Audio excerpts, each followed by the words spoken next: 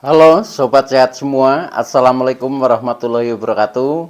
Salam jumpa kembali dengan saya Sugito di channel Berbagi Sehat, channel edukasi dan motivasi seputar asam lambung, GERD, inisiatif psikosomatis. Berdasarkan pengalaman saya sebagai orang yang pernah mengalami gangguan asam lambung, GERD, inisiatif psikosomatis. Harapan saya khususnya kepada teman-teman yang masih dalam penderitaan asam lambung, GERD, inisiatif psikosomatis, setelah menonton video ini akan dapat tersugesti dan termotivasi untuk dapat cepat sembuh. Saya bisa sembuh, insya Allah teman-teman pasti juga bisa sembuh, badai pasti berlalu. Baiklah teman-teman, pada kesempatan kali ini saya akan berbagi seputar asam lambung, GERD, inisiatif psikosomatis dengan topik jawaban keluhan gangguan asam lambung, GERD, inisiatif psikosomatis. Baiklah teman-teman ya, sebelum saya lanjutkan, tolong yang belum subscribe channel ini, klik subscribe dan loncengnya, supaya teman-teman tidak ketinggalan konten video-video berikutnya. Dan jika suka, klik like, selalu bagikan ke sosial media teman-teman. Semoga bermanfaat buat kita semua. Baik, kita lanjutkan. Jadi topik kita kali ini adalah jawaban keluhan sensasi asam lambung, GERD, inisiatif psikosomatis. Teman-teman semua perlu kita sadari bahwa penderitaan asam lambung, GERD, inisiatif psikosomatis yang disebabkan oleh multifaktor ya, baik itu faktor fisik maupun faktor psikis, dengan sensasi yang sangat beragam ya, mulai dari ujung rambut sampai dengan ujung kaki yang sering kita kenal sebagai 1001 rasa sensasi, memang sungguh luar biasa, sungguh dahsyat, dan perlu kita tangani dengan bijak agar penderitaan asam lambung, GERD, inisiatif psikosomatis dapat cepat membaik hingga sembuh total. Nah, khusus pada session kali ini ya, saya angkat topik ini yaitu jawaban keluhan sensasi asam lambung, GERD, inisiatif psikosomatis ya. Ini juga sebagai jawaban ya atas pertanyaan subscriber setia ya, khususnya di video terakhir ya kemarin ya, karena saya belum sempat menjawab secara komen ya, secara komentar ya, saya belum sempat untuk menulis ya karena banyaknya komentar, sehingga ini ada beberapa yang akan saya jawab lewat video kali ini teman-teman ya. Nah, mudah-mudahan bisa bermanfaat buat kita semua dan bisa memotivasi teman-teman semua ya yang khususnya masih mengalami gangguan ini, dan mudah-mudahan menjadi cepat membaik ya, menjadi semakin sehat, menjadi semakin damai dan semakin bahagia, dan akhirnya sukses selalu buat teman-teman semua. Baik ya, kita lanjutkan, kita langsung saja kepada poinnya, yaitu saya ingin menjawab komentar-komentar teman ya, yang ada di video terakhir kemarin ya, sesuai dengan pertanyaan teman-teman ya. Ini, nah, dari pengalaman saya itu memang banyak hal yang teman-teman tanyakan ternyata saya pernah mengalami, sehingga saya bisa sharingkan kepada teman-teman dan mudah-mudahan bisa mengatasinya sebagai solusi ya, ikhtiar kita secara holistik mudah-mudahan menjadi cepat membaik. Nah, baik teman-teman ya, langsung saja ini dari Ahmad Muhrodin ya, yang punya akun Ahmad Muhrodin. Nah, ini menanyakan ya, Pak, apa sebenarnya penyebab perut gak nyaman padahal makan sudah teratur, yang dimakan juga sudah dipilih-pilih ya. Nah, itu jadi ini begini ya, ketika perut tidak nyaman ya, perut tidak nyaman itu biasanya kita sering merasakan kembung, begah ya, ulu hati mengganjal, perih, sembelit ya, perut terasa penuh, sehingga menjadi rasa kita itu tidak nyaman ya. Pokoknya apa ya, ya yang namanya tidak nyaman ya pokoknya nggak enak di badan lah, itu seperti itu ya. Nah, ini yang ditanyakan adalah sebenarnya penyebabnya apa. Nah, ini sudah saya sampaikan kepada teman-teman bahwa gangguan asam lambung ya, ini adalah penyebabnya itu multifaktor ya. Jadi itu bisa kita lihat dari dua hal, dari secara fisik maupun secara psikis ya. Kalau dari secara fisik ya, ketika memang makan itu sudah normal ya, makan sudah menggunakan pola makan yang baik. Makan sudah pilih-pilih, itu artinya kan sudah selektif ya. Nah, kok masih terasa seperti itu? Nah, itu bisa disimpulkan bahwa itu bukan gangguan yang bersifat fisik ya, tetapi lebih cenderung kepada hal-hal yang bersifat psikis ya. Nah, hal-hal yang bersifat psikis itu lebih banyak itu dari faktor pikiran kita ya, dari faktor pikiran kita, dari faktor emosi kita ya, dari faktor ini kejiwaan kita ya, kejiwaan kita atau perasaan kita itu seperti itu. Nah, maka ini yang harus kita koreksi ya, hal itu ya, hal secara psikis ini. Nah, contohnya ketika pikiran tegang, banyak yang dipikir ya.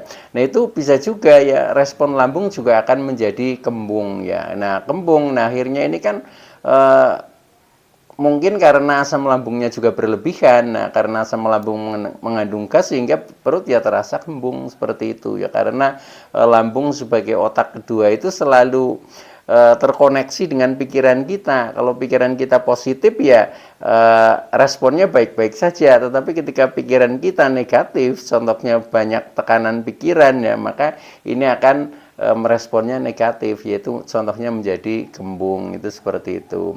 Nah, bisa juga dari faktor emosi kita ya, contohnya ketika kita habis marah-marah ya, perasaan tidak tidak istilahnya rileks ya, justru kita mungkin merasa tersakiti, kita merasa marah tetapi tidak tersalurkan. Nah, itu ya sama, responnya akan seperti itu, akhirnya perut menjadi kembung itu ya. Jadi banyak hal. Nah, hal-hal itu biasanya yang berhubungan dari tiga hal ya yang membuat psikis kita ya, atau pikiran kita, perasaan kita ya,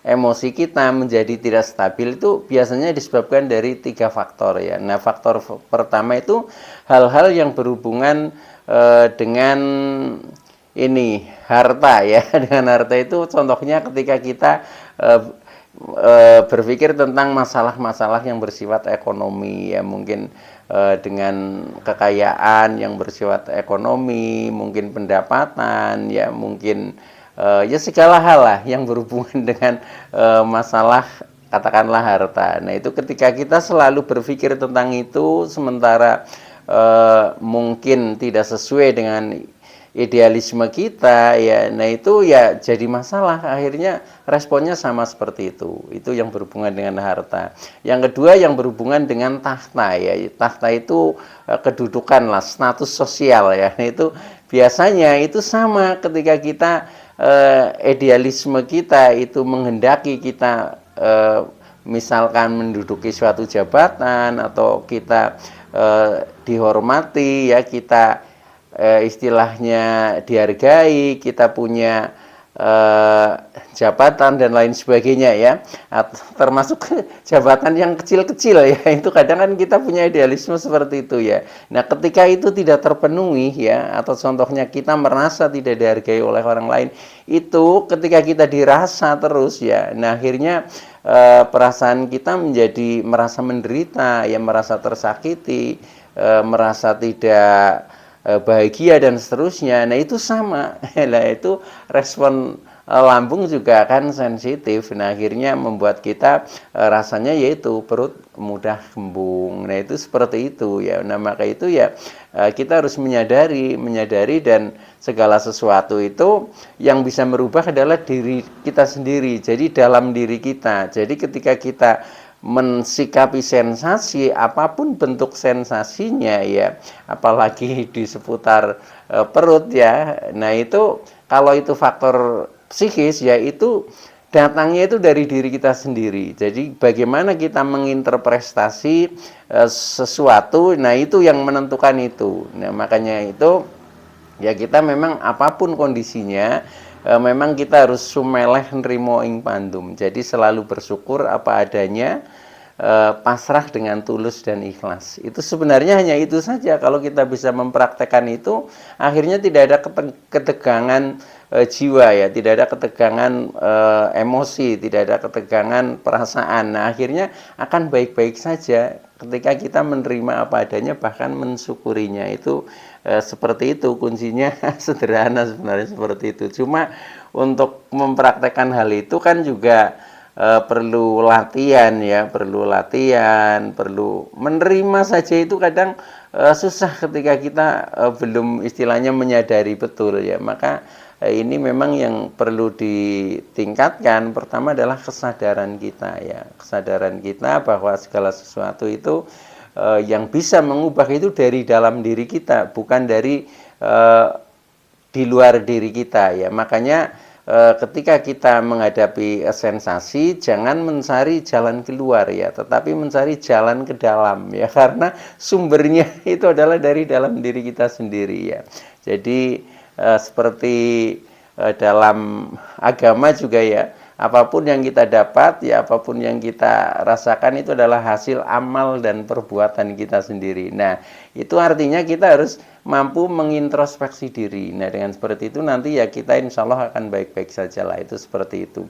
Memang proses penerimaan itu juga kadang butuh waktu ya, butuh waktu. Nah, itulah yang harus kita jalani. Nah, tetapi pada akhirnya nanti kita pasti akan bisa menerima itu seperti itu ya. Jadi memang termasuk penderitaan ya, penderitaan ini ya, ketika kita mengalami bahwa ini juga sebagai pintu terbukanya kesadaran kita secara spiritual, itu seperti itu. Nah, nanti kalau sudah kesadaran kita terbuka, kita mulai bisa istilahnya merasakan ya, bisa ketika kita bertindak itu berdasarkan kesadaran kita ya. Nah, itu nanti semuanya akan baik-baik saja ya. Nah, itu faktor psikis yang kedua ya. Jadi bisa dari harta, bisa dari tahta, dan bisa dari cinta ya. Cinta ini hubungan baik ya, hubungan baik antar sesama lah. Nah, ini kan kita punya banyak hubungan ya, hubungan pertama misalkan dengan pasangan kita, dengan keluarga kita, dengan kolega kita, dengan teman-teman kita, maupun dengan siapapun di masyarakat. Nah, kadang dari hubungan yang tidak harmonis ya, mungkin ada permasalahan atau apa dan sebagainya, kadang juga membuat kita tegang secara emosional dan secara perasaan. Nah, ketika seperti itu sama, respon lambung itu menjadi negatif atau menjadi tidak normal. Nah, akhirnya perut terasa kembung ya, terasa begah, merasa tidak nyaman, walaupun makannya sudah baik ya, makan sudah baik ya, sudah teratur, sudah pilih-pilih, tapi ketika secara psikisnya dalam membina hubungan cinta kita itu sedang tidak baik-baik saja, atau sedang ada masalah atau tidak harmonis, nah itu ya akhirnya sama seperti itu. Nah, ini juga kita harus paham juga bagaimana solusinya ya. Nah, ketika menghadapi seperti itu memang kita harus betul-betul ya menerima apa adanya, kemudian kita selalu berusaha bersabar ya, dan tetap mensyukuri juga walaupun kondisinya seperti itu, walaupun kadang tidak pas sesuai dengan perasaan kita. Nah, kita ini menganalisanya, inilah pembelajaran yang harus kita lalui seperti itu ya. Jadi memang banyak hal ya yang harus kita bisa mengkajinya ya. Ketika itu hal yang sedang menurut kita baik-baik saja, ya sudah, kita tetap mensyukurinya. Tetapi ketika ada hal yang contohnya hubungan cinta yang sedang tidak baik-baik saja ya, itu anggap saja sebagai pembelajaran ya. Memang hidup ini adalah ujian ya. Jadi ujian, pembelajaran itu seterusnya itu seperti itu. Nah, ketika kita sudah bisa menghayati hal itu, kita bisa mengamalkan hal itu ya, kita selalu ingat, artinya kita selalu sadar. Nah, nanti baru perjalanan kita akan mulus. Jadi jalan itu memang selalu bergelombang ya, tidak ada jalan yang datar terus, itu seperti itu. Bahkan denyut jantung kita saja bergelombang ya, tidak datar itu. Jadi alami sebenarnya seperti itu. Jadi maka dari itu kita belajar istilahnya menghayati hidup ya, menghayati hidup. yang memang di dunia ini itu sifatnya dualitas ya. Dualitas itu harus kita jalani semua. Kadang dualitas itu dua hal yang berlawanan ya. Contohnya ada siang, ada malam, ya udah kita jalani ya. Ada senang, ada susah, kita jalani seperti itu ya. Ada sehat, ada sakit, kita jalani. Tetapi kalau kita sudah bisa menerima itu semuanya akan lewat ya. Jadi bagaikan jalan bergelombang, hanya seperti itu saja. Dan nanti setelah itu lewat, baru kita bisa menikmati sesuatu yang lebih indah di sana. Itu seperti itu. Nah, ini termasuk bagian dari hikmah kita mengalami gangguan asam lambung GTNC di psikosomatis, itu seperti itu. Nah, baik ya, ini pertanyaan yang pertama. Kemudian yang kedua dari Mas Wawan Bintang ini di Lampung Selatan ya. Ini hanya mengucapkan salam berbagi sehat, badai pasti berlalu. Ya, terima kasih Mas Wawan ya. Semoga semakin sehat, semakin damai, semakin bahagia dan semakin sukses ya, beserta keluarga semakin sehat. Nah, itu kemudian berikutnya dari Lydia Nurhayati ya. Lydia Nurhayati ini makasih banyak Pak Gito buat video barunya. Oh ya, ini kemarin saya membuat video yang untuk menjawab dari ini akun Lydia Nurhayati ya. Sama-sama ya, semoga bermanfaat. Oke. Kemudian berikutnya dari Yudi Rubianto, ini salam sehat selalu Pak Gito ya. Salam kembali ya, semoga semakin sehat dan sukses selalu. Kemudian dari Suharsoyo ya, Suharsoyo di Balikpapan, hadir Pak Gito, badai pasti berlalu ya, amin ya robbal alamin ya. Nah, kemudian dari Siti Fatimah ya, Siti Fatimah ini Assalamualaikum, salam sehat Pak. Maaf saya mau tanya, kalau kepala rasanya penuh ya, berat, nyeri, itu gimana ya Pak? Memang tidak sakit tapi tidak nyaman rasanya, mohon penjelasan dan solusinya. Nah, ini keluhan tentang sensasi kepala ini rasanya berat ya, rasanya berat, rasanya penuh ya. Nah, ini juga pernah saya alami ya, itu seperti itu, dan ini sensasi ini juga cukup lama ya, cukup lama. Nah, ini setelah saya analisa ya, saya rasakan ini memang lebih banyak dari faktor psikisnya juga ya.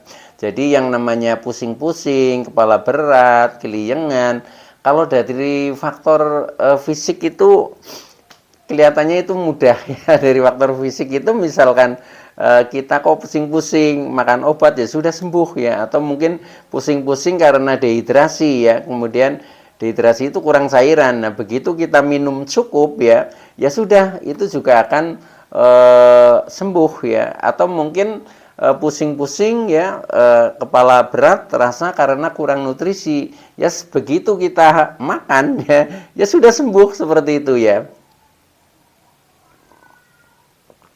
Tetapi ketika kepala berat, kita sudah mencoba ya, makan, minum cukup, termasuk istirahat cukup, tetapi itu juga masih kepala berat. Nah, ini bisa dipastikan itu juga dari faktor psikis ya, itu seperti itu. Nah, dari faktor psikis yang sering kita rasakan, contohnya kepala terasa penuh, terasa berat, ini memang dari faktor tekanan pikiran teman-teman ya. Jadi memang pikiran ini kan aktif terus ya, aktif terus, kecuali kita sedang tidur ya, itu seperti itu. Makanya ketika pikiran aktif terus, itu biasanya kita susah tidur juga ya, bahkan bisa insomnia ya, jadi gangguan tidur itu seperti itu. Tetapi sih biasanya kalau hanya sekedar istilahnya tekanan pikirannya itu tidak terlalu berat, ya tidur tetap enak saja, itu seperti itu. Nah, ini solusinya ya memang harus dirilis ya, dirilis apa yang menjadi pikiran ya, apa yang selalu dipikirkan itu apa sih. Nah, itu setiap orang itu kan berbeda-beda ya, tergantung ini apa individu masing-masing. Nah, itu sebenarnya yang bisa menemukan ya diri kita sendiri ya. Tetapi memang banyak hal ya sebenarnya seperti tadi ya, termasuk menyebabkan tidak nyaman di lambung juga. Jadi faktornya yang sering kita pikirkan memang faktornya dari 3 hal. Kalau bukan dari masalah harta ya masalah tahta ya, kalau tidak masalah tahta ya masalah cinta. Itu sebenarnya hanya itu faktor-faktornya ya. Nah, tetapi kadang tekanannya berbeda-beda ya. Contohnya dari faktor harta ya, itu saya pernah sharing dengan teman-teman yang mengalami gangguan seperti ini juga ya. Nah, itu dia itu selalu kambuh, selalu pusing-pusing ya, selalu merasa tidak nyaman, selalu keliengan ketika menjelang jatuh tempo ya. Karena dia punya tanggungan punya cicilan ya. Nah, itu ketika menjelang jatuh tempo itu pokoknya kambuh, jadinya kumat, yang rasanya kepala berat lah, yang pusing-pusing lah, yang keliengan lah, sempoyongan, kemudian perut juga terasa kembung dan seterusnya ya, sampai ketakutan lah rasanya. Nah, itu ternyata faktornya dari faktor itu, kita takut dengan jatuh tempo itu ya, tempo untuk jalan menjelang. Tapi setelah jadwal jatuh tempo itu lewat dan kita sudah mengangsur, itu sembuh, sudah plong gitu loh. Tapi nanti menjelang bulan berikutnya jatuh tempo lagi, pusing lagi dan sebagainya seterusnya. Nah, akhirnya sembuh pada saat pinjaman itu lunas, itu seperti itu. Nah, itu contoh kecil yang memang yang di pikiran kita itu menjadi berat ya, yang berhubungan dengan harta. Yang berhubungan tahta ya itu contohnya ambisi kita untuk menduduki status sosial lah. Ketika tidak tercapai kemudian kita merasa kecewa, nah akhirnya ya sama, di kepala menjadi berat ya. Atau mungkin masalah hubungan sosial atau masalah cinta ya sama, ketika kita mungkin sedang selalu marahan ya dengan orang-orang di sekitar kita dan seterusnya, kok itu belum ada jalan keluar, kita juga nggak mau memaafkan ya. Nah, itu akhirnya ya seperti itu ya. Jadi banyak faktor yang membuat kita itu menjadi tegang secara pikiran. Nah, efeknya akhirnya kita menjadi merasa tidak nyaman, contohnya menjadi kepala berat dan seterusnya. Nah, baik teman-teman ya, itu dulu yang bisa saya jawab ya. Mudah-mudahan bisa memotivasi teman-teman ya. Sebenarnya masih banyak komentar yang belum saya jawab, tetapi mengingat durasi ya, sehingga ini saya cukupkan ini dulu ya. Mudah-mudahan bermanfaat buat teman-teman. Sekian ya. Kurang lebihnya mohon maaf. Terima kasih atas like, subscribe, serta komennya. Saya Sugito dari channel Berbagi Sehat. Saya bisa sembuh, insya Allah teman-teman pasti juga bisa sembuh. Badai pasti berlalu. Oke, terima kasih. Sekian. Wassalamualaikum warahmatullahi wabarakatuh.